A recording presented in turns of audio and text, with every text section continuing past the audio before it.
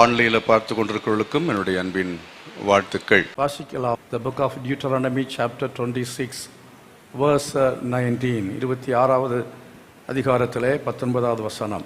நான் உண்டு பண்ணின எல்லா ஜாதிகளை பார்க்கலும் புகழ்ச்சியிலும் கீர்த்தியிலும் மகிமையிலும் உன்னை சிறந்திருக்கும்படி செய்வேன் என்றும் நான் சொன்னபடி நீ உன் தேவனாகிய கர்த்தரான எனக்கு பரிசுத்த ஜனமாய் இருப்பாய் என்றும் அவர் இன்று உனக்கு சொல்லுகிறார் என்றான். கண்களை மூடி ஜெபிக்கலாம். நல்ல பிதாவே, நீர் எங்களோடு கூட பேசும், நீர் இடைபடும்படியாய் ஜெபிக்கிறேன்.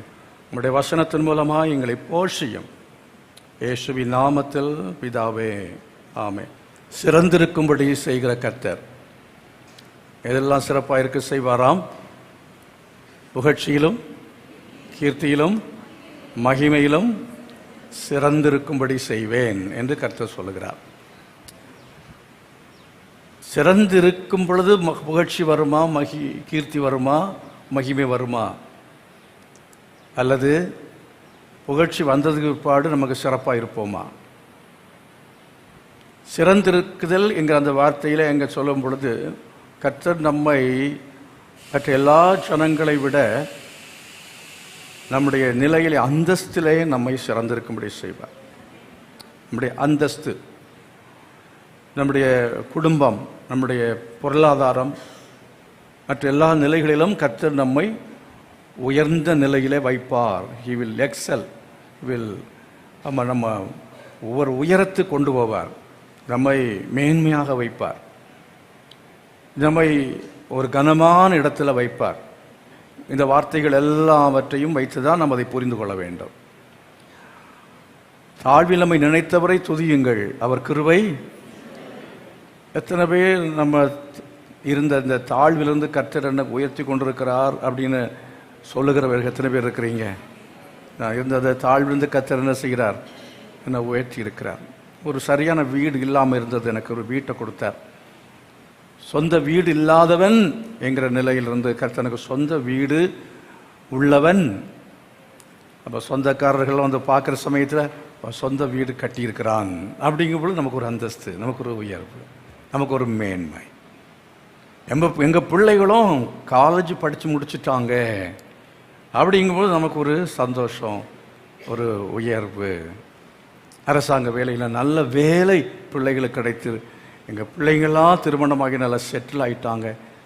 என் பிள்ளைகளுக்கெல்லாம் இப்போ நான் எங்கள் பேரன் பேத்தியெல்லாம் எடுத்துருக்கு, என் குடும்பம் வந்து ஒரு நல்ல நிலைமைக்கு வந்திருக்கிறது அப்படிங்கிறதுல நமக்கு எல்லாருமே ஒரு பெருமை. அப்படிதானா? பெருமை என்று சொன்னால் என்ன? நமக்கு அது ஒரு புகழ். பெருமை என்று சொன்னால் நமக்கு ஒரு அகங்காரம், திமிர் அல்ல, நமக்கு ஒரு சந்தோஷம், ஒரு புகழ்ச்சி, ஒரு மேன்மை, நமக்கு ஒரு மகிமை. அதைத்தான் தேவன் நமக்கு செய்வேன் என்று இஸ்ரவேல் ஜனங்களுக்கு அன்றைக்கு சொன்னவர், இஸ்ரவேல் ஜனத்துக்கு மாத்திரமல்ல, ஆவிக்குரிய இஸ்ரவேலர்களாகிய நமக்கும், ஆபிரகாமுக்குள் நாம் எல்லாரும் விருத்த சேதனம் இல்லாதவர்களும் இருதயத்தில் விருத்த சேதனம் பண்ணப்பட்ட நாம் யூதர்கள், நாம் தான் யூதர்கள், நாம் தான் இஸ்ரவேலர், நாம் தான் தேவனுடைய ஜனம். கர்த்தர் நம்மை என்ன செய்கிறார் என்றால் அந்த உயர்ந்த இடத்துக்கு கொண்டு போகிறார். கரங்களை வைத்து ஆண்டவர் மகிமைப்படுத்துவோமா? இஸ்ரவேலை கர்த்தர் அவர் எல்லா காலத்திலும் உயர்ந்த நிலைமையிலே அவர் சிறந்திருக்கும்படி செய்ய சித்தமுள்ளவராயிருந்தார். இன்றைக்கு கர்த்தர் அப்படி அவர்களை மறுபடியும் சிறந்த நிலைமையில் வைத்திருக்கிறார். ஆனால் இடையிலே அவர்கள் அந்த சிறப்பை இழந்து போனதுக்கு காரணம் என்னன்னா, அந்த 10 கட்டளைகளை விட்டு விட்டார்கள், அந்த 10 கற்பனைகளை விட்டு விட்டார்கள். அந்த 10 கட்டளைகளையும் நீ கை கொள்ளும் போது, உபாகமம் 28:1, உன் தேவனாய் கர்த்தரின் சத்தத்தை நீ கவனமாய் கேட்டு அதன்படி செய்வாயானால் நான் உன்னை சகல ஜாதிகளிலும் எப்படி வைப்பேன்? மேன்மையாக வைப்பேன் என்று கர்த்தர் இஸ்ரவேலுக்கு சொன்னவர் அதை நமக்கும் சொல்லுகிறார். கரங்களை வைத்து கர்த்தரை மகிமைப்படுத்துவோம். அவர்கள் அந்த 10 கட்டளைகளை மறந்தபோது, 10 கட்டளைகளை முழுமையாக அவர்கள் மறந்தார்கள் என்றும் சொல்லலாம். அதில் ஒரு கட்டளையை மறந்தா கூட, விக்கிரக ஆராதனை செய்த பொழுது கர்த்தர் அவர்கள் என்ன செய்தார்? அதாவது விக்கிரக ஆராதனை வந்தாலே மீதி எல்லாம் வந்துடும். ஒரு கட்டளையிலே நம்ம மீறுதல் பண்ணும் பொழுது மீறி எல்லா கட்டளையுமே மீற ஆட்டோமேட்டிக்காக அது நமக்கு என்ன செய்யணும்னா நம்ம மீறுதல் உண்டாகிவிடும். இப்போ உதாரணமாக நான் சொல்லுகிறேன், விக்கிரக ஆராதனை சம்பந்தப்பட்ட காரியங்களில் நம்ம ஈடுபட்டால் மீதி காரியங்கள் எல்லாமே பொய் சொல்வதும் மற்றபடி உள்ளதான களவு, உண்மையின்மை, இதெல்லாமே நம்முடைய வாழ்க்கையிலே வந்துவிடும். மற்றவர்களை நம்ம காயப்படுத்துவது, இதெல்லாம் நம்முடைய வாழ்க்கையில் வந்துவிடும். அதே போல் நாம் வேதத்தில் அந்த 10 கட்டளையில் வேறு எந்த கட்டளை பிரமாணத்தை, இப்போ தகப்பனையும் தாயையும் கனம் பண்ணுவாயன்னு சொல்லப்பட்டிருக்கிறது. அப்போ தகப்பனையும் தாயையும் கனம் பண்ணாமல் நான் பாஸ்டரை மதிக்காமல், சில சமயத்தில் பாஸ்டர்ஸுகளை சும்மா சாதாரணமாக பேச ஆரம்பிச்சிருவாங்க. பாஸ்டர்ஸை குறை சொல்கிறது ரொம்ப ஈஸிங்க, ஆனால் பாஸ்டர்ஸ் கிடைக்கிறது ரொம்ப ரொம்ப கஷ்டம்னு எத்தனை பேருக்கு தெரியும்? தெரிஞ்சிருக்கீங்களா? நிறைய பேருக்கு தெரியாது. குப்பை மாதிரி கிடக்குறாங்க நிறைய பாஸ்டர்ஸ், அது வேற. ஆனால் நல்ல குவாலிட்டியான பாஸ்டர்ஸ்கள் கிடைக்கிறதுங்கிறது அறுப்பு மிகுதி, வேலையாட்களும் கொஞ்சம். அதனால ஊழியக்காரர்களுக்கு விரோதமாக நம்ம பேசுறதுல ரொம்ப ரொம்ப கவனமாக இருக்கணும். மோசைக்கு விரோதமாக பேசின பொழுது சொந்த சகோதரி மிரியாமுக்கு என்ன வந்தது? குஷ்டரோகம் வந்தது. அதனால் வாயை திறக்கும்போது ரொம்ப யோசித்து என்ன செய்யணும்? திறக்கணும். கரங்களை வைத்து கர்த்தரை மகிமைப்படுத்துவோமா? அல்லேலூயா. ஊழியக்காரங்களுக்கு விரோதமாக பேசி அழிந்து போன குடும்பங்கள் ஏராளம். விக்கிரக ஆராதனையில் கூட 12 நாள் ஆண்டவர் உடனே அழிச்சு போட்டார் அப்படின்னு கிடையாது.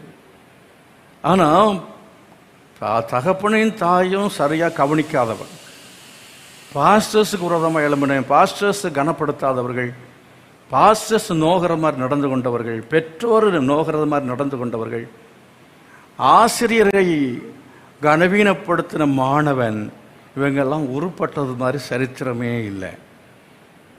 ஆகினால் நாம் என்ன செய்ய வேண்டும் என்று சொன்னால், ஒவ்வொரு கற்பனையின் மேலும் கவனம் செலுத்த வேண்டும். அதைத்தான் உபாகம் 28 தேவனாய கர்த்தரின் சத்தத்தை கவனமாய் கேட்டு, டெலிஜென்ட்லிங்கிற வார்த்தை கொடுக்கப்பட்டிருக்கிறது. ரொம்ப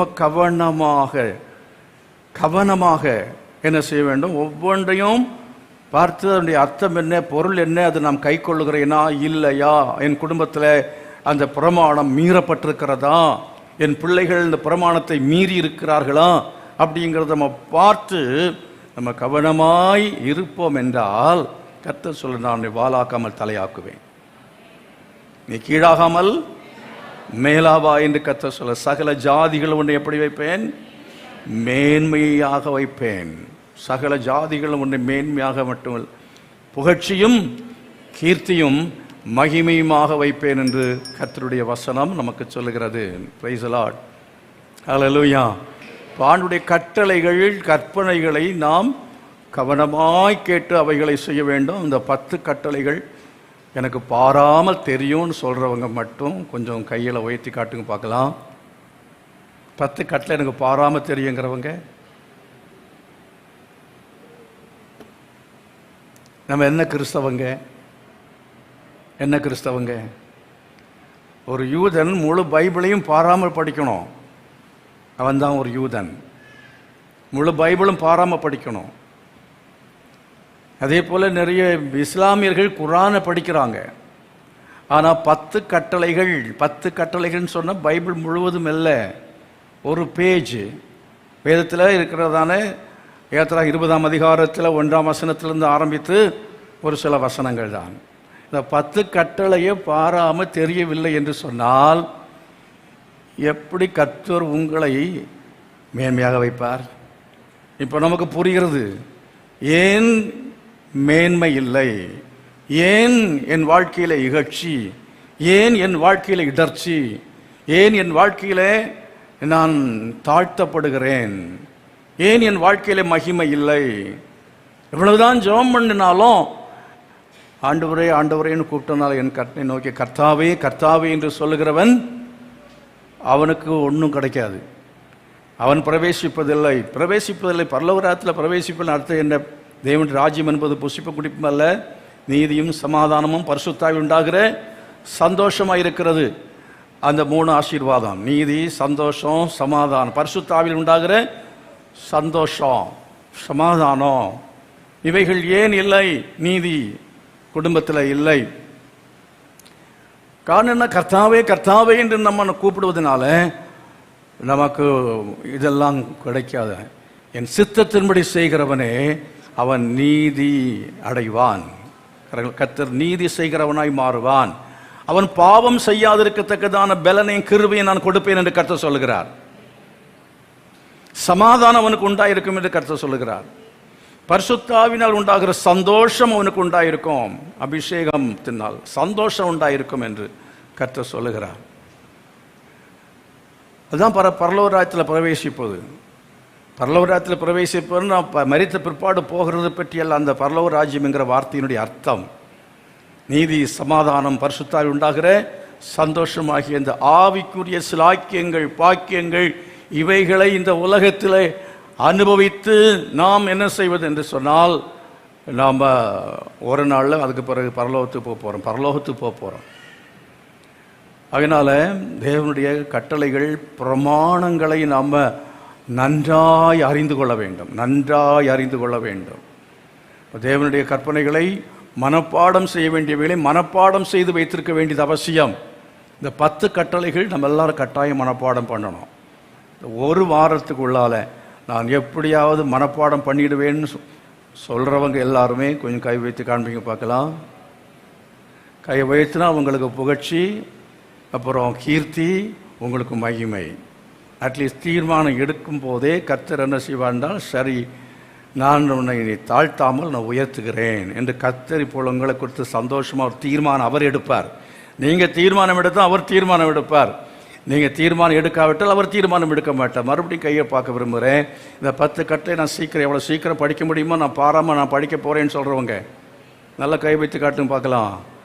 10 கட்டளைன்னா என்ன? என்று உனக்கு வேறு தேவன் உண்டாயிருக்க வேண்டாம், விக்கிரகத்தை நீ வணங்க வேண்டாம், நாமத்தை வீட்டில் வழங்காதிருப்பாயாக, ஓய்வு நாளை ஆசரிப்பாயாக, தகப்பனை இதை கடன் பண்ணுவாயாக, கொலை செய்யாதிருப்பாயாக, விபச்சாரம் செய்யாதிருப்பாய், களவு செய்யாது, பொய் சாட்சி சொல்லாதிருப்பாயாக, வீச்சியாதிருப்பாயாக. அவ்வளோதானா? தாயின் தகப்பனை கடன் பண்ணுவாங்க. அது இடையில் 4வது கற்பனை. 5வது கற்பனையா? அது 5வது கற்பனை. 4வது கற்பனை ஓய்வு நாளை ஆசரிப்பது. வரிசையாக கர்த்தர் வச்சிருக்கார். அப்போ அது இம்பார்ட்டன்ஸு, ஒவ்வொன்றுக்கும் முக்கியத்துவம் இருக்குது. ப்ரையாரிட்டி ஃபஸ்ட்டு விக்கிரகாராதனை என்பது. எனக்கு ஒரு பரிசுத்த ஆவியானவர் எப்படி செய்கிறார் போல, நீ வேறு ஒன்றும் போக வேண்டாம், இவங்களுக்கு இந்த கற்பனையை பற்றி கேளுப்பா அப்படின்னு சொல்கிறார். கேட்டால் தான் வெளிச்சம் தெரிகிறது. எப்படி விவரம் தெரிகிறது? என்ன விவரம்? 10 கட்டளையே பாராமலே தெரியாமல் அதுக்கு பிறகு எப்படி ஆண்டவர் மேன்மையாய் வைக்க வேண்டும் என்று சொல்லி நம்ம ஜெபிக்க முடியும்? ஆகவே கட்டளைகளை நம்ம நல்லா என்ன செய்யணும்? கற்றுக்கொண்டு நாம் கைக்கொள்ள வேண்டியது அவசியமாக இருக்கிறது. வேதத்தில் நிறைய காரியங்களை இந்த வாக்குத்தத்தின் அடிப்படையில் தியானித்தின் பேரில் பேச முடியும். 6 நாளைக்குள் எல்லாத்தையும் சிருஷ்டித்து முடிச்சிட்டார்ல என்கிற மாதிரி கொடுக்கப்பட்ட நேரத்துக்குள்ளால் செஞ்சு பேசி முடிச்சிடணும். கர்த்தருக்கு ஸ்தோத்திரம். அப்போ தான் நல்லவன் அப்படின்னு எங்களையும் சொல்லுவார் கர்த்தர். அப்போ டைமுக்கு ஒவ்வொன்றையும் காலத்தில் முடிக்கிறது என்பது தான் சிறப்பாக செய்வது அப்படின்னு நானும் யோசிக்கும் போது புதுசாக உட்காந்து யோசிப்பேன். ஒவ்வொரு செய்தியும் ஒரு மாதத்துக்கு முழுசுமாக யோசிப்பேன். அப்புறம் வாரந்தோறும் புதுசாக யோசிப்பேன். ஆண்டவர் திருன்னு சொன்னார், காலம் நேரம். ஆண்டவர் என்ன செய்தாராம்? 6 நாட்களிலே அவர் செய்து முடித்தார். தன் கிரியைகளாப்பற்றி செய்து முடித்தார் என்று சொல்லப்பட்டிருக்கிறது. அப்போ நம்ம காலத்துக்குள்ளே, எந்த காலத்துக்குள்ளே இதை நம்ம செய்து முடிக்க வேண்டுமோ அதை திட்டமிட்டு அந்த காலத்துக்குள்ளே நாம் முடிக்கிறவர்களாக இருப்போம் என்றால் கர்த்தர் நம்மை புகழ்ச்சியிலும் கீர்த்தியிலும் மகிமையிலும் சிறந்திருக்கும்படி செய்வார். சத்தம கரங்களை வைத்து கர்த்தர் மகிமைப்படுத்துவார். எந்த காலத்தில் நாம் இதை செய்ய வேண்டுமோ அந்த காலத்தில் செய்ய வேண்டும், அந்த கால அளவுக்குள் செய்ய வேண்டும். அந்த கால அளவுக்குள் நாம் செய்ய வேண்டும். படிக்கிற காலத்துக்குள்ளே படித்து முடிச்சிடணும். வருஷமெல்லாம் காலமெல்லாம் படிச்சுக்கிட்டே இருக்கிறேன் அப்படின்னு சொன்னால் வேலைக்காகாது. சில பிள்ளைங்கிட்ட சிலகிட்ட கல்யாணத்தை பற்றி பேச நான் படிச்சுக்கிட்டே இருக்கிறேன்னு வாங்க. நீ படிச்சுக்கிட்டே இரு, வயசான பல்லெல்லாம் போகிறது வரை படிச்சுக்கிட்டே இரு. இப்போ தான் படிக்க போயிருக்கேன், 35 வயசில் இப்போ தான் படிக்க போயிருக்கேன்னு அப்புறம் எப்போ கல்யாணம் பண்ணுறது? அப்படின்னால காலத்துக்கு கல்யாணம் பண்ணி காலத்துக்கு பிள்ளையை பெற்று என்ன செய்யணும்? காலத்தை வீட்டை கட்டி இப்படி ஒவ்வொன்றையும் அந்தந்த காலங்களில் செய்யணும். அந்தந்த நேரத்துக்குள்ளாலே செய்ய வேண்டிய அந்த நேரத்துக்குள்ளே செய்ய வேண்டியது அவசியமாக இருக்கிறது.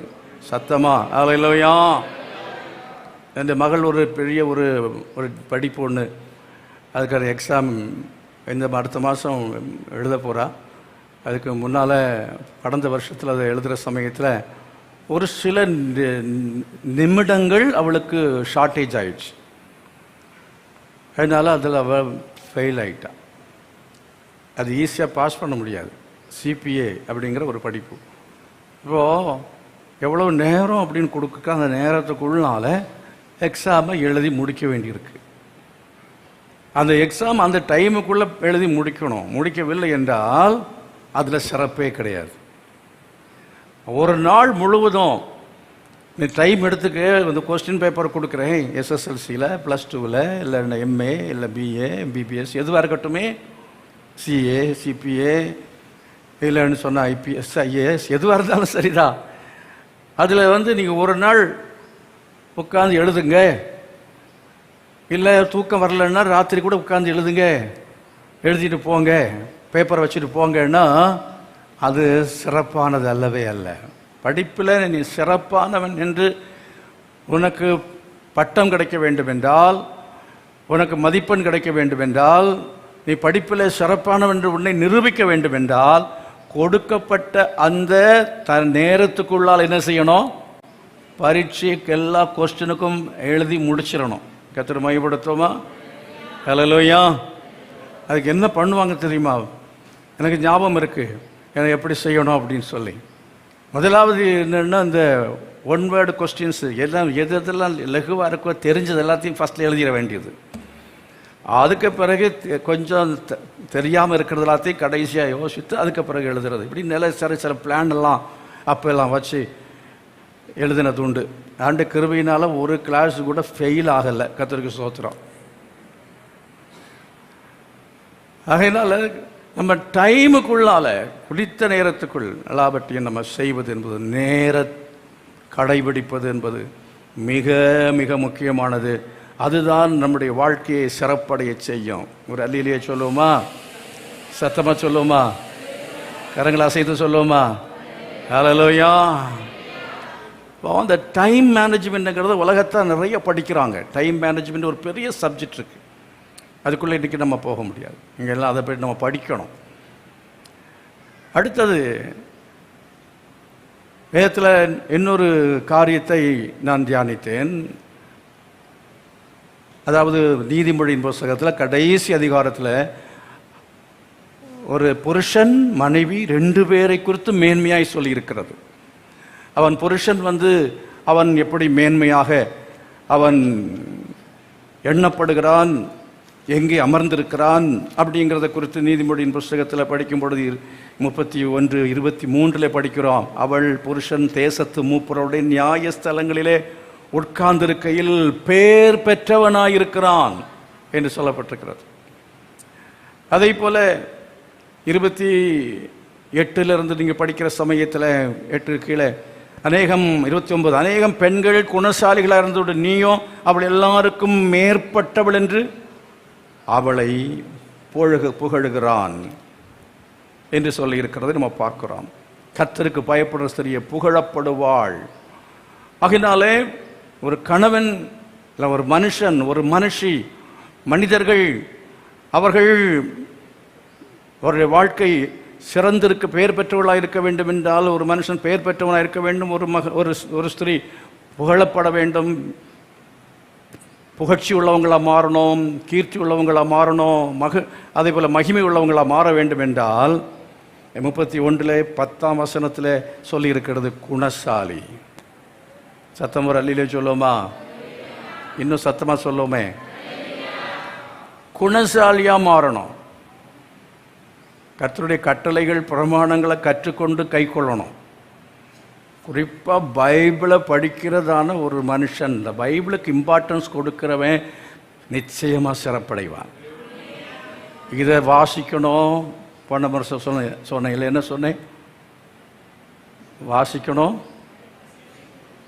அப்புறம் யோசிக்கணும், அப்புறம் நேசிக்கணும் அப்படின்னு.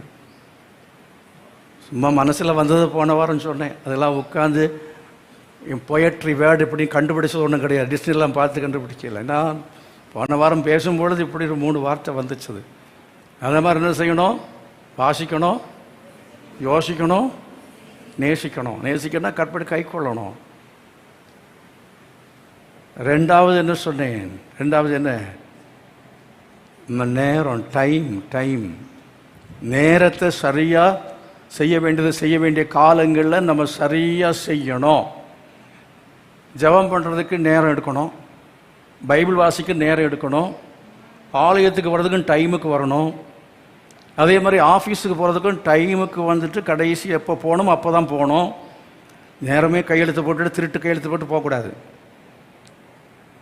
2 நாள் வராமல் எடுத்துட்டு சேர்த்து கையெழுத்து போட்டுட்டு போயிடக்கூடாது. இதெல்லாம் சரியாக நம்ம ராயனுக்குள்ளதை ராயனுக்கு கொடுக்கணும், தேவனுக்குள்ளதை தேவனுக்கு கொடுக்க வேண்டிய நேரத்தை சரியாக ஆண்டவருக்கு கொடுக்கணும்.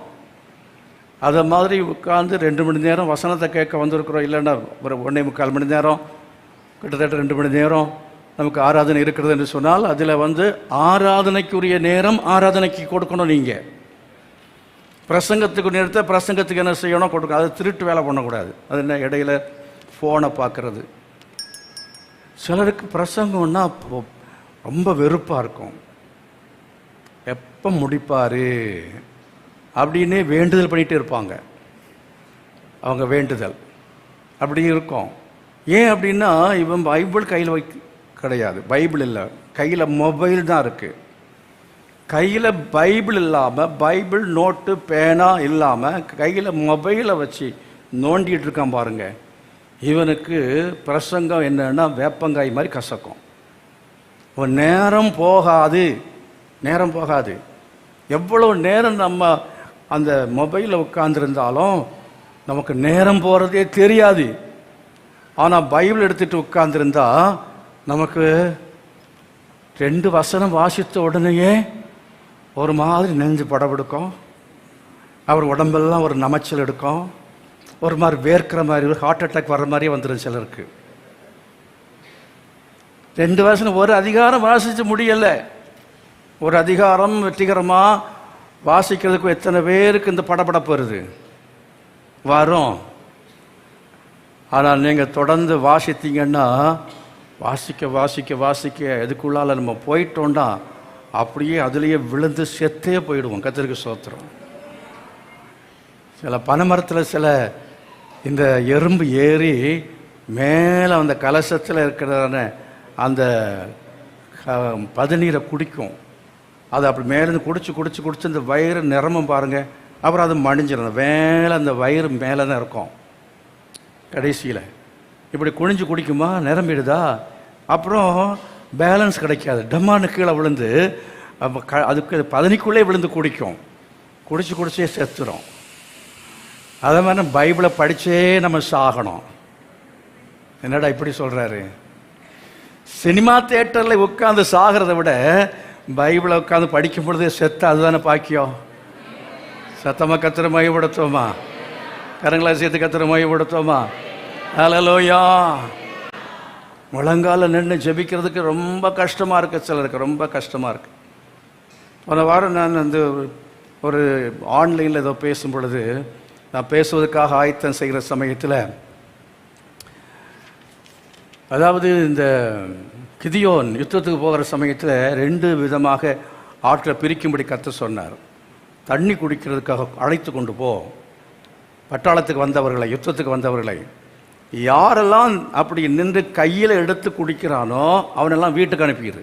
அவன் லாய்க்கு கிடையாது.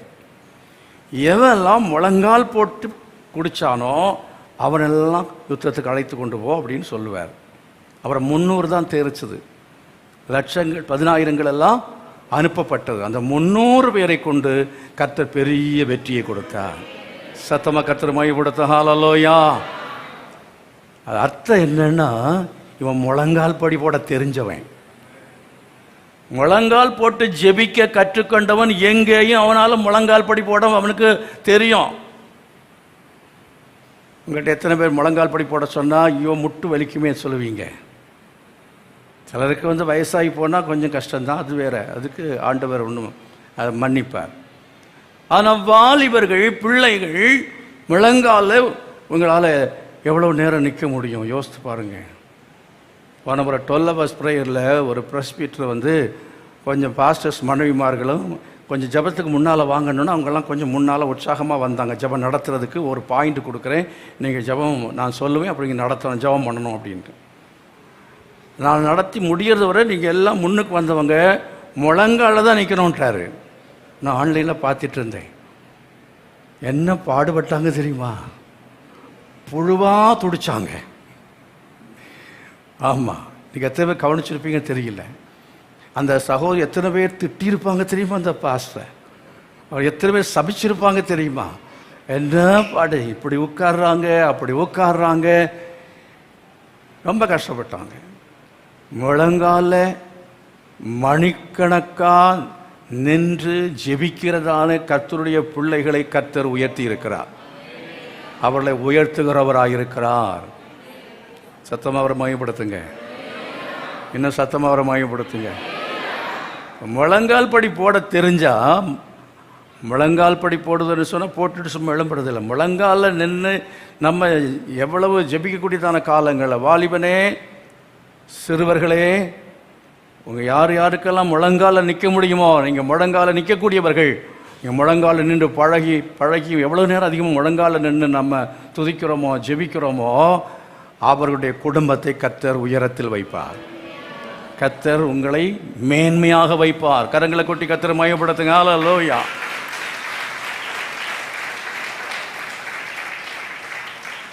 டைம் எவ்வளோ நேரம் முழங்கால் நிற்கிறோம், எவ்வளோ நேரம் பைபிளை படிக்கிறோம், எவ்வளோ நேரம் உட்கார்ந்து தூங்காமல் வசனத்தை கேட்குறோம், எவ்வளோ நேரம் வசனத்தை தூங்காமல் கேட்க முடிகிறது.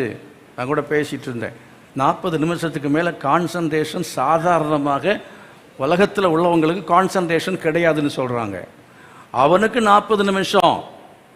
ஆனால் ஆவிக்குரியவர்கள் முழுதும் பிரசங்கம் பண்ணாலும் உட்காந்து கேட்கணும். எத்தனை பேர் ஆமேன்னு சொல்கிறீங்க? ஐத்திகு மாதிரி மாறினா விழுந்துருவீங்க. அப்புறம் அவன் செத்தே போயிட்டான் பாருங்க. நீங்கள் செத்து போவீங்க நான் சொல்லலை, அவன் செத்து போனதை சொல்கிறேன். தூங்குனவன் ஆவிக்குரிய ஜீவித்தில் மரிப்பான். பிரசங்கத்தில் தூங்குகிறவர்கள் ஆவிக்குரிய ஜீவித்தில் மரணம் உண்டாகும். Spiritually they will tie. அதனால நம்ம என்ன செய்யணும்? உட்காந்து என்னால் இன்னைக்கு ஒருவேளை ஃபஸ்ட்டு நீங்கள் சபைக்கு வந்திருப்பீங்க, உங்களை நான் சொல்லலை, இன்றைக்கி ஒரு 10 நிமிஷம் நான் தூங்காமல் நான் பிரசங்கத்தை கேட்கணும்னு நினைச்சீங்க. தீர்மானம் எடுத்து ஒரு 10 minutes பரவாயில்ல, இன்றைக்கி நான் 10 நிமிஷம் தூங்கலை, அப்புறம் தான் தூங்கினேன். பாருங்கள், பார்த்துக்கிட்டே இருங்க. நான் 10 நிமிஷம் வரையிலும் டைம் பார்க்குறது வரை தூங்கலை, 15 நிமிஷம் வரை டைம் பார்க்குறது வரை தூங்கலை, அப்புறம் எவ்வளோ நேரத்தை தூங்கினேனே தெரியல அப்படின்னு மீதி நேரம் கணக்கு போட்டுக்கிடுங்க. அப்படியே நம்ம இம்ப்ரூவ் பண்ணணும். நீங்கள் கொஞ்சம் முயற்சி பண்ணினால் தூங்காமல் என்ன செய்ய முடியும்? பிரசங்கத்தை கேட்கக்கூடிய வரத்தை கத்த தருவார். சத்தமாக சொல்லுங்க ஹல்லேலூயா. பைபிளை நல்லா நீங்கள் படிச்சுட்டு வந்தீங்கன்னா, தினந்தோறும் பைபிளை படிக்கிறவங்களுக்கு பிரசங்கத்தை கேட்கறதுக்கு சலிப்பே வராது. பிரசங்கத்தை கேட்குற சமயத்தில் நீங்கள் பைபிள் கையில் வைத்து கொண்டு நோட்டு வைத்து எழுதி கொண்டிருந்தால் உங்களுக்கு ஒரு நாளும் பிரசங்கத்தில் சலிப்பு வரவே வராது. டைமை நீங்கள் பார்க்க மாட்டீங்க, ஆனால் நாங்கள் பார்க்கணும், பார்த்து தான் ஆகணும். எங்களுக்கும் என்னென்னா நாங்கள் என்னென்னா தூங்காமல் பிரசங்கம் பண்ணுறதுக்கு கர்த்தர் கிருபை தந்திருக்கு. அதுக்காக கர்த்தரை ஸ்தோத்திரம் பண்ணுவோம். அது என்ன கிருபை? தூங்காமலே நாங்கள் நின்று பிரசங்கம் பண்ணுறோம். பாருங்கள், நின்று பிரசங்கம் பண்ணுறோம். சிலர் சொல்லுவாங்க, பாஸ்டர் உங்களால் கொஞ்ச நேரம் நிற்க முடியும். என்னால் 10 நிமிஷம் நிற்கணுன்னா படாத பாடுபடுவேன். சங்கீதம் வாசித்து முடியதில் உட்காந்துருவேன். நான் நிற்கிறதுக்கு அவ்வளோ கஷ்டம், முடியாது. ஆனால் பிரசங்கத்துக்கு நிற்கிறதுக்கான கிருபையை கற்றுக் கொடுத்ததுக்காக கர்த்தருக்கு ஸ்தோத்திரம். அல்லேலூயா.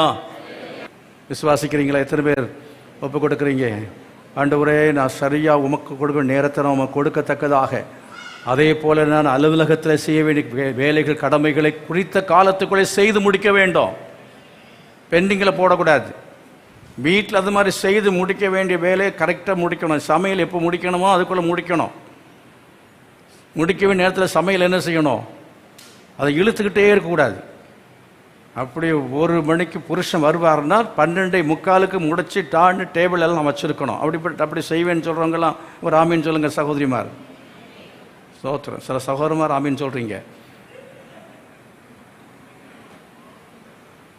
செய்வீங்கன்னு நம்புகிறேன். செய்வீங்களா? உங்கள் குடும்பத்தை கர்த்தர் புகழ்ச்சியிலும் கீர்த்தியிலும் மகிமையிலும் சிறந்திருக்க பண்ணுவார். சும்மா அந்த வார்த்தையை வாசித்துட்டு சும்மா அப்படியே சொல்லிட்டு கூச்சல் போட்டுட்டு போனால் ஒன்றுமே கிடையாது. விசுவாசிங்கள் ஆமீன் சொல்லுங்கள், அல்லேலூயா சொல்லுங்கன்னா அதில் ஒன்றும் அது உங்களை தூங்காமல் இருக்கிறதுக்கு நான் அங்கே சொல்கிறோம், அவ்வளோதான். அதனால் ஒன்றும் வாக்குத்தத்தை நிறைவேறி விடாது. அதனால என்ன செய்ய வேண்டும்? டைம். 2வது சொன்னேன். 3வது ஒரு காரியத்தை சொன்னேன். அதான் அதுக்கு இடையில தான் திருப்பி ரிவர்ஸ் போயிட்டு மறுபடியும் முன்னால் அதுக்கு வர்றேன். குணசாலி. அல்லேலூயா. குணம். எந்த அளவுக்கு நம்ம குணத்தை டெவலப் பண்ணுறோமோ, எவ்வளவு குணத்தை டெவலப் பண்ணுறோமோ அவ்வளவுக்கு நம்முடைய வாழ்க்கையிலே புகழ்ச்சி உண்டாகும். குணம் இல்லாதவனுக்கு புகழ்ச்சி இல்லை. என்னதான் வரும்? இகழ்ச்சி தான் வரும். புகழ்ச்சி வேணுமா இகழ்ச்சி வேணுமா? எனக்கு புகழ்ச்சி வேணும்னு சொல்கிறவங்கெல்லாம், எனக்கு இகழ்ச்சி வேணும்னு சொல்கிறவங்க அலர்ட்டாக இருக்கீங்க. யாரும் தூங்கலைங்கிறது நல்லா தெரியுது. தூங்குனா எப்படி? ரெண்டுமே கை வைத்த மாட்டாங்க. ரெண்டுக்குமே கை வைத்தாமல் இருக்கிற ஆட்கள் நான் விளங்கிக்கிறேன், நீங்கள் தூங்குறீங்கன்னு அர்த்தம். குணம். குணசாலி. நல்ல குணசாலியாக இருக்கணும். எப்படிலாம் நம்ம குணம் இருக்கணும்? குணம் உள்ளவங்களாக மாற வேண்டும் என்று சொன்னால் என்ன செய்யணும்? நீதிமொழியில் சொல்லியிருக்கிறது என்ன செய்ய வேண்டுமா? இதை படிக்கணும். நீதிமொழியை படிக்கணும். ஆலோசனை கேட்கணும், புத்திமதி கேட்கணும். ஆலோசனை கேட்கணும், புத்திமதி கேட்கணும், எச்சரிப்பு அடையணும். இதெல்லாம் தான் இங்கே சொல்லியிருக்கு நீதிமொழியில். இப்போ எந்த ஒரு மகன் ஆலோசனை கேட்குறானோ, தகப்பனுடைய ஆலோசனை கேட்கணும், தாயுடைய ஆலோசனை புத்திமதிகளை கேட்கணும், அந்த பிள்ளை நல்ல குணசாலியாக மாறும், குணசீலனாக மாறுவான். கர்த்தர் மகிமைப்படுத்துமா? பாஸ்டருடைய ஆலோசனை கேளுங்க, புத்திமதியை கேளுங்க. நல்ல விசுவாசியாக, குணமுள்ள விசுவாசியை என்ன செய்ய முடியும்? மாற முடியும், மாற முடியும். ஆகவே எச்சரிப்பு கேட்கணும். எச்சரிக்கிற காரியங்களை எச்சரிக்கிற சமயத்தில் விலக வேண்டிய காரியங்களை விலகணும், விட்டுவிட வேண்டிய காரியங்களை விட்டுவிட வேண்டும். நீ போகிற வழி சரியில்லை அப்படின்னு சொல்லும் பொழுது பகைக்கக்கூடாது. எந்த ஒரு சபையில் கண்டிப்பான உபதேசம் இருக்கிறதோ அந்த சபையில் உள்ள விசுவாசிகள் நல்ல சுபாவம் உள்ளவர்களாய் மாறுவார்கள். கர்த்தர் மகிமைப்படுத்தினாலோயா, தரமுள்ள விசுவாசிகளாய் மாறுவார்கள். எந்த குடும்பம் கண்டிப்பாக இருக்கிறதோ, எந்த தகப்பனார் கண்டிப்பாக இருக்கிறாரோ, கண்டிப்பாக இருக்கிறான்னு சொல்லி அடித்து போட்டு கட்டி போட்டுட்டு என்ன செய்யக்கூடாது? ஆமாம், மாடு அடிக்கிற மாதிரி அடிக்கக்கூடாது. அந்த கண்டிப்பாக நான் சொல்லலை. அதே மாதிரி சபையை நடத்தும் போதும் ஊழியர்களுக்கு சொல்லுவேன், புதுசாக வந்த உடனே நீ வெட்ட ஆரம்பிக்காத, கட்டிக்கிட்டு வெட்டு. ஸ்தோத்திரம். நல்லா கட்டணும். உன்னோடு அவன் கட்டப்படணும். எங்கள் பாஸ்டர்னு அடித்தாலும் சரி திட்டினாலும் சரி அவர் தானே எங்கள் அப்பா மாதிரி அப்படின்னு சொல்லக்கூடிய அளவுக்கு நன்மைகள் செய்து, அவங்களுக்கு உதவிகள் செய்து, அவர்கள் அன்பினால் கட்டப்பட்டு அப்படிப்பட்ட ஒரு பந்தம். அதெல்லாம் வந்த பிற்பாடு பிரசங்கியார் என்ன வெட்டினாலும் எங்கேயும் போக மாட்டான். கர்த்தரை ஸ்தோத்திரம் பண்ணான். அதுதான் இப்போ நீங்கள் போகாமல் இருக்கிறீங்க. நான் கட்டிட்டு வெட்டுறேன். இன்னொருத்தர் புதுசாக ஒருத்தர் அன்னைக்கு யாரை கூப்பிட்டு பிரசங்கம் பண்ணுங்கன்னு சொன்னால் அவர் வெட்டுன்னு வெட்டினார்னா உடனே சொல்லுவீங்க, பாஸ்டர் இனி இந்த ஆள் இந்த மேடையில் வரக்கூடாது, வந்தால் நாங்கள் வரமாட்டோம். சொல்லுவீங்களா சொல்ல மாட்டீங்களா? அப்படி பல நபர்கிட்ட ரிப்போர்ட் வந்திருக்கு. அப்புறம் அவங்கள கூப்பிடவே இல்லை. ஆகையினால நம்ம என்ன செய்யணும்? குணமுள்ளவர்களாய் மாற வேண்டும். சத்தமா சொல்லுங்க. என்ன சொன்னா ஆமீன் சொன்னாலும் சரி, அல்லேலூயா சொன்ன ரெண்டுல ஏதாவது ஒன்று சொல்லுங்க. அல்லேலூயா, ஆமேன். சத்தமா என்ன பட சொல்லுங்க. அல்லேலூயா. அதனால நம்ம குணம் உள்ளவர்களாய் மாறணும், குணசாலியாக மாறணும். என்னெல்லாம் குணங்கள் அப்படிங்கிறத பற்றியெல்லாம் நிறைய பார்க்க நமக்கு சமயம் இல்லை. இன்னொன்று 58வது அதிகாரம் ஏசாயா தீர்க்கதரிசி புஸ்தகத்தில் 58 கடைசி 2 வசனத்தை வாசிப்பார். கடைசி வசனத்தை படிங்க. 58 ஏசாயா 58 கடைசி வசனம். அப்பொழுது கர்த்தரில் மனமகிழ்ச்சியாய் இருப்பாய். கர்த்தரில் மனமகிழ்ச்சியாய் இருப்பாய். பூமியின் உயர்ந்த இடங்களில், கவனிங்க, பூமியின் உயர்ந்த இடங்களில் உன்னை ஏறி இருக்கும்படி பண்ணி உன் தகப்பனாகிய யாக்கோபுடைய சுதந்திரத்தால் உன்னை போஷிப்பேன். கர்த்தருடைய வாய் இதை சொல்லிட்டு. அப்படின்னு என்ன? உயர்ந்த இடங்களில் கர்த்தர் ஏறி இருக்க பண்ணுவாராம். புகழ்ச்சியாய் கர்த்தர் உங்களை வைப்பார், கீர்த்தியை உங்களுக்கு தருவார், மகிமையிலே சிறந்திருக்கும்படி செய்வார், மகிமையாய் வைப்பார். அதுக்கு என்ன செய்யணும்? முந்தின வசனத்தை படித்து பாருங்கள். The previous verse. என் பரிசுத்த நாளாகிய ஓய்வு நாளிலே உனக்கு இஷ்டமானதை செய்யாதபடி உன் காலை விலக்கி உன் வழிகளின்படி நடவாமலும் சேர்த்து வாசி. உனக்கு இஷ்டமானதை செய்யாமலும் உன் சொந்த பேச்சை பேசாமலும் இருந்து ஓய்வு நாளை மனமகிழ்ச்சி நாள் என்றும் பரிசுத்த நாளை மகிமையுள்ள நாள் என்றும் சொல்லி அதை மகிமையாக எண்ணுவாயானால் அப்பொழுது கர்த்தரிடத்தில் மனமகிழ்ச்சியாய் இருப்பாய். மனமகிழ்ச்சியா இருப்பாய், புகழ்ச்சியா இருப்பாய். புகழ்ச்சியும் உண்டு, மகிழ்ச்சியும் உண்டு. அல்லேலூயா. புகழ்ச்சியும் உண்டு, மகிழ்ச்சியும் உண்டு. அதுக்கு என்ன செய்யணும்? கர்த்தருடைய, அதாவது என் பரிசுத்த நாளாகிய ஓய்வு நாளில் உனக்கு இஷ்டமானதை செய்யாமலும் உனக்கு இஷ்டமான உன் பேச்சு பேசாமலும் இருந்து. அப்படின்னா ஞாயிற்றுக்கிழமை ஒன்றும் பாயத்தில் பேசக்கூடாது. அப்படியா? அன்னைக்கு நீ என்ன செய்யக்கூடாது? ஓய்வு நாள், பரிசுத்த நாள். பரிசுத்த நாட்களை நீங்கள் சரியாக ஆசரிக்கணும். அன்றைக்கு காது குத்து வைக்கக்கூடாது, போகக்கூடாது. கல்யாண வீடுகளுக்கு போகக்கூடாது. நான் குடியிருக்கிற வீட்டில் அது ஓனர், பெரிய ஒரு மனுஷன், அவர் வந்தார். அதாவது கட்டினவர் அவர் தான், அப்பார்ட்மெண்ட்டை கட்டினவர் அவர் தான். அவங்க மகளுக்கு கல்யாணம்னு கார்டு எடுத்துகிட்டு வந்தார். நான் சொன்னேன், அந்த நாள் நான் வர முடியாது அப்படின்ட்டேன். அதுக்கு என்ன, பெரியவங்க உங்கள் வீட்டுக்கு நான் உங்களை கூட்டிகிட்டு வந்து உங்கள்கிட்ட ஆசீர்வாதம் வாங்கிக்கிறேன்ட்டாங்க. அப்படி நம்மளை பார்த்து சொல்லணும். கர்த்தருக்கு ஸ்தோத்திரம். அங்கே போய் காது குத்தில் நிற்கிறேன். கல்யாணத்தில் போய் அவன் வந்து கட்டி மேளம்லாம் கட்டிகிட்டு இருப்பான். அங்கே போய் நானும் கை கொட்டிட்டு நிற்கிறேன், கையை கட்டிக்கிட்டு நிற்கிறேன் அப்படின்னு சொல்லக்கூடாது. என்ன செய்யணும்? சொந்தக்காரங்க அப்படின்னா வேறு நாளில் வச்சுருக்காங்களா, போனீங்களா, போய் பக்குவமாக நின்று கொடுக்க வேண்டிய கொடுங்க, சாப்பிடுங்க, வந்துக்கிட்டே இருங்க. அங்கே உட்காந்து அரட்டை அடித்து வம்பு பேசி டைமை வேஸ்ட் பண்ணிக்கிட்டு இருக்கக்கூடாது. எல்லோரும் பாருங்கள், பேசுங்க, அதெல்லாம் சொந்த பந்தம் வேண்டாம் நான் சொல்லலை. ஆனால் அதை விட ஞாயிற்றுக்கிழமை கல்யாணம் வச்சா முதல்ல உங்களுக்கு ஆராதனை தான், கர்த்தரை மையப்படுத்துவோம். ஆராதனைக்கு இல்லாமல் எந்த ஃபங்க்ஷனுக்கும் போகவே கூடாது. ஆமாம் நாங்கள் அப்படி செய்வோம் அப்படின்னு சொல்கிற ஆட்கள்லாம் ஒரு ஆமீன் போடுங்க பார்க்கலாம். கையை வைத்து சொல்லுங்க. இனிமே போனீங்கன்னா உங்கள் கையை ஆண்டவர் பார்த்துருக்காரு, கை வைத்துனதை பார்த்துருக்காரு. அவர் கவனித்தவர் கேட்பார். அப்படின்னால ஓய்வினால பரிசுத்தமாக என்ன செய்யணும்? ஆசரிக்க வேண்டும்.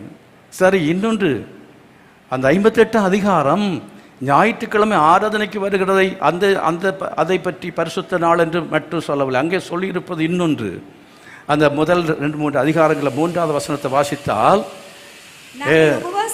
நாங்கள் உபவாசம் பண்ணும் உபவாசத்தை பற்றி சொல்லி இருக்கிறது. அதிகாரம் உபவாசம் எப்படி பண்ண வேண்டும் என்று சொல்லி இருக்கிறது.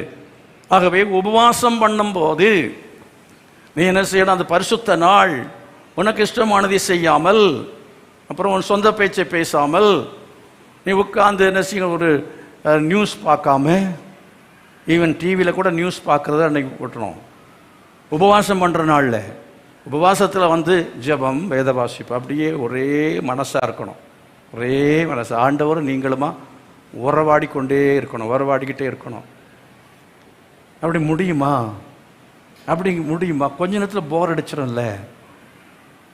நீங்கள் பைபிளும் ஜெபமாக இருந்தீங்கன்னா போருக்கு வழியே இல்லை. அப்படின்னா இப்படி நான் சொல்கிற போருங்கிறது வேற. சோத்திரம், தண்ணிக்காக போடுற போர் இல்லை. உங்களுக்கு வாழ்க்கையில் வர்றதான போர், ஜெபத்தில் வர்ற போர், ஆராதனையில் வர்ற போர், இதற்கு வழியே கிடையாது. எப்போ கையில் பைபிளும் ஜெபமாக நம்ம இருந்தோம்னு சொன்னால் நமக்கு மன மகிழ்ச்சியாக இருக்கும், ரொம்ப சந்தோஷமாக இருக்கும், நல்ல பலனாக இருக்கும். கரங்களை வைத்து கத்திர மயப்படுத்துங்க, கரங்களை சேர்த்து கத்திர மயப்படுத்துங்க. ஹல்லேலூயா, சத்தமாக மயப்படுது. ஹல்லேலூயா. உபவாசம், உபவாச வாழ்க்கை, உபவாச வாழ்க்கை என்று சொல்லும் பொழுது அந்த அனுபவத்தை கர்த்தர் அந்த வாலிப காலத்திலிருந்து எனக்கு தந்ததை பற்றி நான் சொல்ல முடியும். அந்த உபவாசத்தின் மேன்மை அவ்விதமாக உபவாசத்தில், அதாவது பைபிளும் ஜெபமாக இருந்து நாள் கணக்காக இருக்க முடிந்திருக்கிறது. நாள் கணக்காக இருக்க முடிந்திருக்கிறது. ஒரு ஆளையும் பக்கத்தில் வர விட மாட்டேன். ஒரு ஆள் பக்கத்தில் வரக்கூடாது. நாள் கணக்காக உட்காந்து யார் முகத்தையும் பார்க்கறதில்ல, ஆண்டவர் முகமும் சரி. அப்படியே உட்கார்ந்து ஜெபம் ஜெபம் ஜெபம் ஜெபம். அதனுடைய மகிமையை நான் என் வாழ்க்கையிலே பார்த்திருக்கிறேன். ஹல்லேலூயா. சத்தமாக கரங்களை செய்து கர்த்தர் மகிமைப்படுது. ஹல்லேலூயா. அநேக ஊழியர்களுக்கு இன்றைக்கு உபவாசம்னா தெரியாது, ஜெபம் என்றால் தெரியாது, உபவாசம் என்றால் தெரியாது. எந்த அளவுக்கு நாம் நம்மால் வாலிப பருவத்தில் தான் அதிகமாக உபவாசம் பண்ண முடியும். வயதான பிற்பாடு சுகரு அது இதெல்லாம் வந்துடும். அப்புறம் உபவாசம் நினைக்கிற மாதிரி பண்ண முடியாது. அப்போ பண்ணுற மாதிரி இப்போ எல்லாம் உபவாசம் என்னால் பண்ண முடியாது. சொன்னால் டெய்லி சாப்பிட்ற சாப்பாடு உபவாசம் மாதிரி தான் இப்போ. புரிஞ்சுதா? அதனால் டெய்லி உபவாசம் தான் இப்போ. ஆகையினால இந்த காலம், இந்த காலம் என்ன, உங்களுடைய இளமை காலம், நீங்கள் வாலிப பருவம், மிடில் ஏஜ், நல்ல ஹெல்த்தியாக இருக்கிற அந்த காலத்தில் உபவாசித்து நீங்கள் ஜெபித்தால் கர்த்தர் உங்களை புகழ்ச்சியிலும் கீர்த்தியிலும் மகிமையிலும் சிறந்திருக்கும்படி செய்வார். கரங்களை உயர்த்தி மறுபடியும் அவரை மகிமைப்படுத்துங்க. ஹல்லேலூயா. எத்தனை பேர் தீர்மானிக்கிறீங்க, ஆண்டவரே நான் உபவாசம் பண்ணி ஜெபிக்கணும்? தீர்மானம் எடுத்தால் உங்களுக்கு நல்லது, உங்களுக்கு நல்லது, உங்கள் குடும்பத்துக்கு நல்லது. உங்கள் வாழ்க்கையில் கட்டுகள் அவிழ்க்கப்படும். சிறையிருப்பை கர்த்தர் மாற்றுவார். சிறையிருப்பிலிருந்து திரும்பி வருகிறவர்களுக்கு என்ன உண்டாகுமா? செப்பனியாவில் இருக்க அந்த வசனம், புகழ்ச்சியிலும் கீர்த்தியிலும் மகிமையிலும் சிறப்பாக வைப்பேன்னு செப்பனியாவில் சொல்லி இருக்கிறது. கர்த்தர் உங்களை அப்படி புகழ்ச்சியில் சிறந்திருக்க பண்ண வேண்டும் என்று சொன்னால் நாம் என்ன செய்ய வேண்டும்? உபவாசித்து ஜெபம் பண்ணணும், உபவாசித்து ஜெபம் பண்ணணும். உபவாச நாளை நீங்கள் அசட்டை பண்ணாமல் எப்பெல்லாம் நம்ம உபவாசம் பண்ணி ஜெபிக்க முடியும். உபவாசம் பண்ணி ஜெபிச்சிருக்கிறதான ஆட்களுடைய குடும்பங்களையும் அவங்களுடைய காரியங்களையும் கர்த்தர் என்ன செய்திருக்கிறார்? மேன்மைப்படுத்தி இருக்கிறார். எத்தனை பேர் உங்கள் வாழ்க்கையில் உபவாசம் பண்ணியிருக்கிறீங்க? பண்ணியிருக்கீங்களா? பண்ணியிருப்பீங்க, சந்தேகமே கிடையாது. காரணம் நம்ம உபவாசத்தை வைக்கிறோம் பார்த்தீங்களா? சனிக்கிழமை எத்தனை மணிலேருந்து எத்தனை மணி வரை உபவாசம்? 10:30 to 12:30. 10:30 உபவாச ஜெபத்துக்கு நான் வர்றேன் பாஸ்டர். ஆமாம், காலையில் என்ன, காலை நல்லா சாப்பிட்டுட்டு ஒரு 10 இட்லி சாப்பிட்டுட்டு முழுங்கிக்கிட்டு 2 டீ குடிச்சிட்டு வர்றவள்ள மறுபடியும் அந்த முன்னால் ஒரு கடையில் அதையும் டீயை சாப்பிட்டுட்டு 2 வடையெல்லாம் போட்டு சாப்பிட்டுட்டு அப்புறம் 10:30ங்கிறது 11 மணிக்கு உட்காந்து 12:30க்கு முடிச்சுட்டு போய் 2 மணிக்கு மூக்க பிடிச்சி ஒரு சாப்பாடு. ஜனவரி 26 செக்ஷன் அளவில் உபவாச ஜபமா இங்கே நடக்கும். செக்ஷன் பாஸ்டர்ஸ் ஒழுங்கு செய்வாங்க. 12 hours ப்ரேயர், ஃபாஸ்டிங் ப்ரேயர்.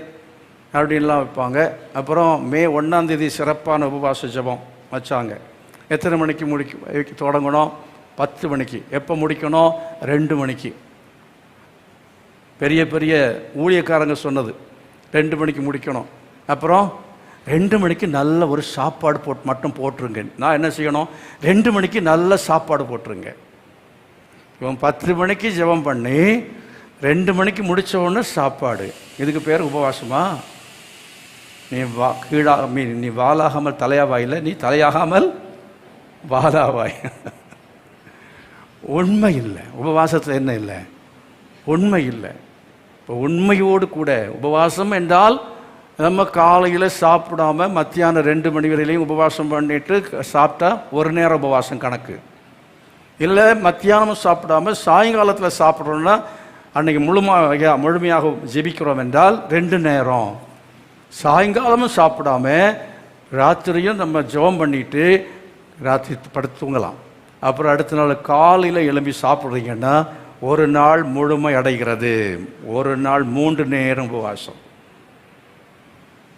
பரிசேயன் என்ன செய்தான் என்று சொன்னால், தேவனிடத்தில் வந்து ஜெபம் பண்ணும்போது சொல்கிறான், நான் ஆயக்காரனை பண்ண வாரத்தில் 3 தரம் என்ன செய்கிறேன்? உபவாசம். 3 தரம்னா ஒரு ஃபுல் டே, ஒரு முழு நாள் உபவாசம் பண்ணுகிறேன் என்று சொன்னான்.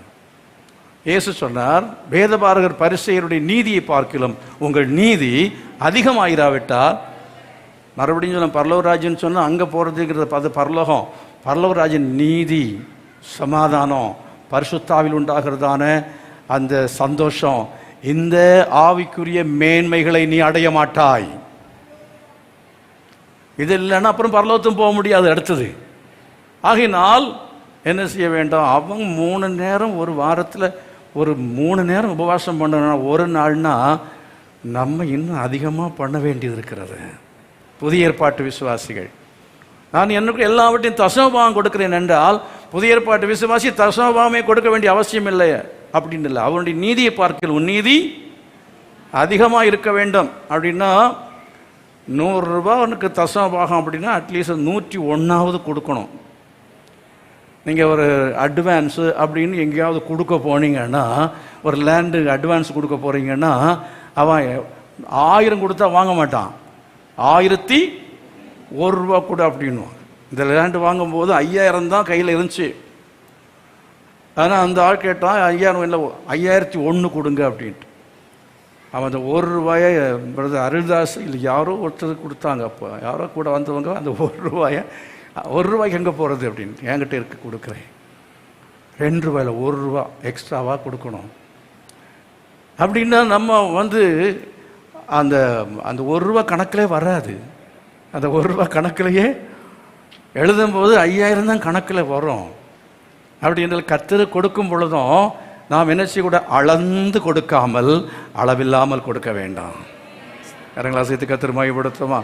கொஞ்சம் எக்ஸ்ட்ராவாகவே கொடுக்குற மாதிரி நம்ம ஜெபம் பண்ணோம். கரெக்டாக 1 ஹவர் அப்படின்னு வரும்போது தான் 5 நிமிஷம் சேர்த்து ஜெபம் போட்டால் ரொம்ப சந்தோஷமாக இருக்கும். ஆண்டவருக்கு பிசாசுக்கு ரொம்ப கோபமாக இருக்கும். உபவாசம் பண்ணி ஜெபித்தால் கர்த்தர் சொல்கிற, பூமியில் உயர்ந்த ஸ்தானங்களில் உடைய நான் ஏறி இருக்கும்படி செய்வேன் என்று கர்த்தர் சொல்லுகிறார். எத்தனை பேர் உபவாசம் பண்ணி ஜெபிக்க விரும்புகிறீங்க? இந்த நாளில் இருந்து உபவாசம் பண்ணி ஜெபிக்க விரும்புகிறேன்னு சொல்கிற ஆட்கள்லாம் கையில் வச்சு, ஆண்ட கேளுங்க, ஆண்ட கிருபை தாங்கப்பா, உபவாசம் பண்ணி ஜெபிக்கணும். விடுமுறை எதுக்கோ நான் விடுமுறை எடுத்து நான் ஊரெல்லாம் சுற்றுறேன், ஆனால் உபவாசம் பண்ணுறதில்லை. இந்த வருஷத்தில் நான் சில நாட்கள் உபவாசம் பண்ணி ஜெபிக்கும்படியாய் தீர்மானம் பண்ணுகிறேன் என்று சொல்லி தீர்மானம் எடுத்து தேவ சமூகத்தில் முழங்கால் படி போட்டு நாம் அவருடைய சமூகத்தில் அதை பரிசுத்த நாளாக நாம் உட்கார்ந்து ஜெபித்தால், சொந்த பேச்சை பேசாமல் ஜெபித்து வேதத்தை வாசித்து ஆண்டு நம்முடைய காரியங்களை தெரிவிப்போம் என்றால் கர்த்தர் நிச்சயமாகவே பெரிய அற்புதங்களை உங்கள் குடும்பங்களில் செய்வார். பெரிய ஆசீர்வாதமான காரியங்கள் குடும்பத்தில் செய்வார். நம்முடைய சபையில் அப்படிப்பட்ட உபவாசங்கள் இருக்கும் என்றால், இப்போ உள்ள உபவாசம் எல்லாம் அந்த சீட்டை கொடுத்துட்டு அப்புறம் என்னென்னவோ பண்ணிகிட்ருக்குறோம் இல்லையா? இதெல்லாம் இல்லாமல் உண்மையாக வந்து இரவும் பகலுமாய் விழுந்து கிடந்து 40 நாட்கள் இந்த சபையார் எல்லாரும் ஜெபம் பண்ணுறாங்க. 40 நாட்கள் எல்லாரும் உபவாசம் அப்படின்னா எப்படி இருக்கும் யோசித்து பாருங்க. கர்த்தர் இந்த சபையை இந்த உலகத்தில் உள்ள எல்லா சபை விட அவர் உயர்ந்திருக்கும்படி செய்வார். ஆந்திராவில் 2 லட்சம் பேர் சபைக்கு வர்றாங்க. அவங்க சும்மா இல்லை, உபவாசம், ஜெபம், சபையாக கூடி ஆயிரக்கணக்கில் சபையாராய் கூடி லட்சக்கணக்காய் கூடி ஜெபிக்கிறார்கள். அந்த அனுபவங்களை நாம் எதிர்பார்ப்போம். சமயம் நிறைவடைய போகிறது. கடைசியாக ஆயத்தப்படுத்தின செய்திக்குள்ளால் நான் வரப்போகிறேன். கல்லை தூக்கி அடிச்சிட போகிறீங்க. இப்போவா உமக்கு நேரம் கிடச்சிது? இவ்வளவு நேரம் அப்போ நான் எங்கேயோ சுற்றிட்டு இருந்தீரா, இப்போ தான் விஷயத்துக்குள்ளே வர்றீரா அப்படின்னு கேட்குறீங்களா? இவ்வளோ நேரம் ஆவியானவர் பேசுனதை பேசிட்டு அப்போ நான் இன்னும் பேச போகிறேன்னு நினைக்கிறீங்களா? இல்லை, நான் பேச போகலை. நான் ஆயத்தப்படுத்தின செய்தி எங்கே இருக்குங்கிறத சொல்லிடுறேன். தலைப்புகளை சொல்கிறேன். 2 கொரிந்தியர் 1 அதிகாரத்தில் 14 வசனத்தை 2 வசனத்தை வாசித்து முடிக்க போகிறோம். 2 கொரிந்தியர் 1:14. 2 கொரிந்தியர் 1:14. கர்த்தராகிய இயேசுவினுடைய நாளிலே, கர்த்தராகிய இயேசுவினுடைய நாளிலே நீங்கள் எங்களுக்கு புகழ்ச்சியாய் இருப்பது போல, நீங்கள் எங்களுக்கு புகழ்ச்சியாய் இருப்பது போல நாங்களும் உங்களுக்கு புகழ்ச்சியாய் இருக்கிறதை ஒத்துக்கொண்டிருக்கிறீர்களே. அப்போ கர்த்தருடைய நாளிலே நாம் புகழ்ச்சியா இருக்கணும். பரலோகத்துக்கு போற நாள்ல பரலோகத்திலே நாம் புகழ்ச்சியை பெற வேண்டும் என்று எத்தனை பேர் விரும்புறீங்க? இந்த உலகத்தில் புகழ்ச்சியாக இருப்பது மாத்திரமல்ல, இந்த உலகத்தில் மகிழ்ச்சியாக இருப்பது மாத்திரமல்ல, இந்த உலகத்தில் கீர்த்தியாக இருப்பது மாத்திரமல்ல, இந்த உலகத்தில் மகிமையாக இருப்பது மாத்திரமல்ல, பரலோகத்தில் பரலோகம் நம்மை புகழ வேண்டும் என்று விரும்புகிற ஆட்கள் எல்லாம் கரங்களை வைத்து கர்த்தரை மையப்படுத்தினாலோ யா ஆண்டவரே, உம்முடைய நாளிலே, கர்த்தருடைய நாளிலே எனக்கு அந்த புகழ்ச்சி உண்டாகணும், எனக்கு அந்த மகிழ்ச்சி உண்டாகணும் அப்படி என்று சொல்லி நாம் அதற்காக பிரயாசப்படணும், அதுக்காக முயற்சி எடுக்க வேண்டும். 10வது அதிகாரத்தில் 18 வசனத்தை வாசித்து பாருங்க. 10:18. 2 கொரிந்தியர் 10:18. தன்னைத்தான் புகழுகிறவன் உத்தமன் அல்ல, கர்த்தரால் புகழப்படுகிறவனே உத்தமன். நம்மையே நம்ம புகழ்ந்துட்டு உட்கார்ந்துருப்பது அல்ல, நம்மையே நம்ம புகழ்ந்துட்டு உட்கார்ந்துருக்கூடாது. யாரோ ஒருத்தர் பிரசங்கம் பண்ண போகிற கதையை சொன்னது நான் கேட்டேன். அதாவது ஒரு பாஸ்டர் கூட இருந்த டிஎல் மூடிக்கு கூட இருந்ததான அசிஸ்டன்ட் ஒருத்தர், அவர் எப்போவுமே சொல்லுவாராம், தன்னைத்தானே புகழுவார். நான் அப்படி, நான் இப்படி, நான் உத்தமன், நான் பரிசுத்தவான், கர்த்தனை பூரணமாக இல்லாமல் விடுவித்து விட்டார் அப்படின்னு சொல்லி தன்னையே ரொம்ப புகழ்ந்து கொண்டே இருப்பார். சில பிரசங்கமான அப்படிலாம் பேசுவாங்க பாருங்கள். சில விசுவாசி அப்படியே பேசிகிட்டு இருப்பாங்க. அப்படி பேசிகிட்டு இருக்கும்போது டிஎல் மூடி பக்கத்தில் குடிக்க தண்ணி வச்சுருந்தார். அந்த தண்ணி எடுத்து அப்படி முகத்தில் அப்படி வீசிட்டார். உடனே அவர் பயங்கரமாக கோபம் வந்துச்சு, பயங்கர கோபம் வந்த உடனே என்ன இப்படி பண்ணீங்க நீங்கள் அப்படின்னு விட்டு கோபப்பட்டார். பட்டவர் சொன்னார், நீ உன் ஜென்ம மனுஷன் செத்து விட்டான் என்று சொன்னாய், ஆனால் அவன் செத்து விட்டானா இல்லை மயக்கத்தில் இருக்கிறானா என்று சோதித்து பார்த்தேன். அவன் சாகவில்லை, அவன் மயக்கத்தில் தான் இருக்கிறான் என்று தெரிந்து கொண்டே இருந்தாராம். அப்போ தான் அவன் முழிச்சான், ஓஹோ, அப்போ நம்ம இன்னும் சாகலை, நம்முடைய ஜென்ம சுபாவத்துக்கு இன்னும் சாகவில்லை அப்படிங்கிறதை அவன் புரிந்து கொண்டு மனம் திரும்பினான். அருமையானவர்களே, அநேக சமயத்தில் நம்ம என்ன செய்கிறோம்னு சொன்னால் ஒரு மயக்கத்தில் இருக்கிறோம், நம்ம ஏமாற்றி கொண்டிருக்கிறோம், நல்லவன் என்று சொல்லி நம்ம நினைத்து கொண்டிருக்கிறோம், நம்மையே புகழ்ந்து கொண்டிருக்கிறோம், நம்முடைய பெருமைகளை பேசி கொண்டிருக்கிறோம். அந்த மயக்கத்திலிருந்து நாம் வெளியே வர வேண்டியது அவசியமாக இருக்கிறது. ஹல்லேலூயா. எல்லாரும் எழும்பி நிற்போமா? ஓ ஹல்லேலூயா. இன்னும் நிறைய காரியங்களை பேசணும்னா பேசலாம். அப்போஸ்தலனாகிய பவுலுடைய வாழ்க்கையில் அவன் சிறப்பாக இருப்பதற்கு காரணங்கள் 7 காரியங்களை இந்த 2 கொரிந்தியரில் நீங்கள் படிக்க முடியும். 1, கபடற்றவர்களாக இருக்க வேண்டும். 2, பிறருக்கு பிரயோஜனம் உண்டாக வாழ வேண்டும். 3, சோர்ந்து போகாதவர்களாக இருக்க வேண்டும். 4, கிறிஸ்தவர்கள் என்கிறது நாம் விளங்க பண்ண வேண்டும், உண்மையான கிறிஸ்தவ என்பதை விளங்க பண்ண வேண்டும். 5, நம்முடைய வாழ்க்கை குற்றப்படாமல் இருப்பதற்கு எச்சரிக்கையாக இருக்க வேண்டும். 6, நற்கிரியலை செய்வதற்கு எப்போதும் நாம் ஆயத்தமாக இருக்க வேண்டும். 7, பிறருக்காக விண்ணப்பம் பண்ணுகிறவர்களாக இருக்க வேண்டும். இந்த 7 விஷயங்களை நீங்கள் தேடி பாருங்கள். அங்கே சொல்லப்பட்டிருக்கிறது 2 கொரிந்தியர் 1:12 2 கொரிந்தியர் 1:15 2 கொரிந்தியர் 4:1-8-9 ஆகிய வசனங்களிலேயும் 2 கொரிந்தியர் 6ஆம் அதிகாரம் 3ஆம் வசனத்திலேயும் 6ஆம் அதிகாரம் 3-10 வரை உள்ள வசனங்களிலேயும் 2 கொரிந்தியர் 8ஆம் அதிகாரம் 20-21 ஆகிய வசனங்களிலேயும் 2 கொரிந்தியர் 9ஆம் அதிகாரம் 2-3 வசனங்களிலேயும் 2 கொரிந்தியர் 13ஆம் அதிகாரம் 7-9 உள்ள வசனங்களிலேயும் நான் சொன்ன இவைகள் இருக்கிறது. இவைகளை நீங்கள் என்ன செய்யுங்கள்? தியானம் பண்ணுங்கள். கர்த்தர் பவுலை போல உங்களை சிறந்தவர்களாக மாற்றுவார். ஹல்லேலூயா, ஹல்லேலூயா. மோசே அவன் சிறந்தவனாய் மாறினான். மோசையை போல சிறந்தவனாய் மாற என்ன செய்ய வேண்டும் என்று வேதம் சொல்கிறதை இருக்கிற மீதி நாட்களே போய் கற்றுக்கொள்ளுங்க, படியுங்கள். மோசையினுடைய அந்த சுபாவங்களை நாம் அறிந்து கொள்வோம். இயேசு கிறிஸ்துவை போல, மோசையை போல, இந்த வேதத்தில் சொல்லப்பட்ட நீங்கள் பரிசுத்தவான்களைப் போல மாற கர்த்தர் கிருபை செய்வாராக. எல்லா கரங்களை கொட்டி கர்த்தர் மகிமைப்படுத்துங்க. ஹல்லேலூயா. Thank you Jesus. Praise the Lord. எல்லா கைகளை வைத்து எல்லாம் ஜெபம் பண்ண. ஆண்டவரே, இந்த வசனங்கள் படி ஜீவிக்கும்படியான கிருபையை யார் ஜெபம் பண்ணோம்? Thank you Jesus. Praise the Lord. Hallelujah. Glory to God. செய்திக்காக நம்ம ஜெபிக்க போகிறோம். இந்த செய்திக்காக நம்ம எல்லாரும் ஸ்தோத்திரம் பண்ணி ஜெபிங்க. செய்திக்கு ஒப்பு கொடுத்து ஜெபம் பண்ணுங்க. செய்திக்கு ஒப்பு கொடுத்து ஜெபிங்க. அப்படியே ஆண்டவருடைய சமூகத்தில் நம்ம ஒப்பு கொடுத்து கேட்ட வார்த்தைகளின்படி ஆண்டவர் நம்மை நடத்தும்படியாக, நாம் சிறந்திருக்கும்படியாக, நம்முடைய குணத்திலே கர்த்தர் கொடுத்திருக்கிற எல்லா விதமான அவருடைய வார்த்தைகளை நாம் கேட்பதில் அதற்கு ஏற்ற நேரங்களிலே நாம் அந்த நேரத்தில் சிறந்திருக்க வேண்டும். ஆண்டவருக்காக நாம் கொடுக்கிற நேரத்தில் நாம் சிறந்திருக்கணும் அப்படின்னு சொல்ற ஒவ்வொருவருடைய வாழ்க்கையிலும் கர்த்தர் இன்றைக்கு பலத்தை கொடுத்திருக்கு. அப்படி சொல்றவங்க ஆண்டவருக்கு நன்றி செலுத்துங்க. ஆண்டவரே, நான் உபவாசிக்க நேரம் கொடுப்பேன் அப்பா. உபவாசிக்கிற நேரத்தில், ஜபிக்கிற நேரத்தில், அந்த நேரத்திலே நான் சிறந்திருப்பேன். அது மாத்திரமல்ல, நான் குணத்திலே சிறந்திருப்பேன். பவுலை போல சிறந்திருப்பதற்கு ஆண்டவர் எங்களுக்கு கொடுத்திருக்கிறேன். ஆண்டவரே, இந்த 2 கொரிந்தியர்ல கொடுத்திருக்கிற வார்த்தைகளை நாங்கள் தியானித்து அதில் சிறந்திருந்து உம்முடைய நாமத்தை மகிமைப்படுத்த கிருபை தருவேன். நல்ல ஆண்டவரே, அப்படி ஒப்பு கொடுத்திருக்கின்ற ஒவ்வொரு பிள்ளைகளுடைய வாழ்க்கையிலும் உம்முடைய மேலான கிருபை தங்கி இருக்கிறதற்காக உமக்கு ஸ்தோத்திரம், ஸ்தோத்திரம், ஸ்தோத்திரம். இன்றைக்கும் இந்த வார்த்தைகளை கேட்டு தங்களை அர்ப்பணித்திருக்கிற ஒவ்வொரு உம்முடைய பிள்ளைகளை நீர் ஆசீர்வதித்திருக்கிறதற்காக உமக்கு ஸ்தோத்திரம் அப்பா. எல்லா துதியும் கனத்தையும் மகிமை உமக்கே நாங்கள் செலுத்துகிறோம். இயேசுவின் நாமத்தில் ஜெபிக்கிறோம் ஜீவனுள்ள எங்கள் நல்ல பிதாவே, ஆமென்.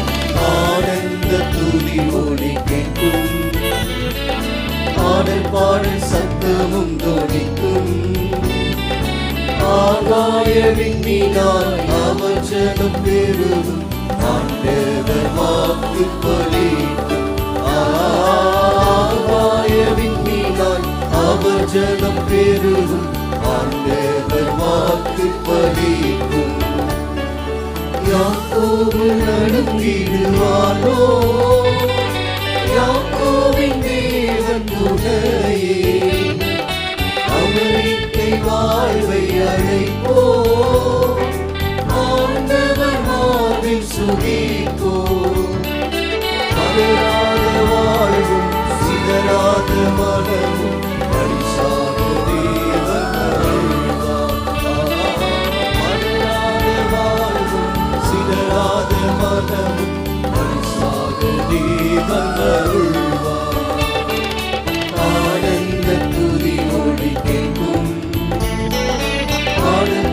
பாடல் சத்தமும் துணிக்கும். ஆகாய விண்ணினால் அவர் ஜனம் பெருகும். ஆண்டவர் வாக்கு பலிக்கும். ஆகாய விண்ணினால் அவர் ஜனம் பெருகும். ஆண்டவர் வாக்கு பலிக்கும். ஆவியிலே ஏகுவோமே, ஆசி திரும்ப பெறுவோமே. பாழான மண்மேடுகள் யாவும் மாறாடும் எங்கள் மனையாகும். சிறை வாழ்வு மலரும், சீர்வாழ்வு மலரும், சீயோனின் மகிமை திரும்பும். சிறை வாழ்வு மலரும், சீர்வாழ்வு மலரும், சீயோனின் மகிமை திரும்பும். ஆனந்த துதி ஒலி கேட்கும். ஆனந்த பாடல் சத்தமும் துணிக்கும். ஆகாய விண்ணினால் அவர் ஜனம் பெருகும். ஆண்டவர் வாக்கு பலிக்கும். ஆகாய விண்ணினால் அவர் ஜனம் பெருகும். ஆண்டவர் வாக்கு பலிக்கும். மகிமை கொடுத்துவேன் என்றாரே, மகிமையின் பாசம் பெரிதே. மன்றாத புகழுடன் வாழ்வோம், ஆட்சி பெற்று எத்திடுவோமே.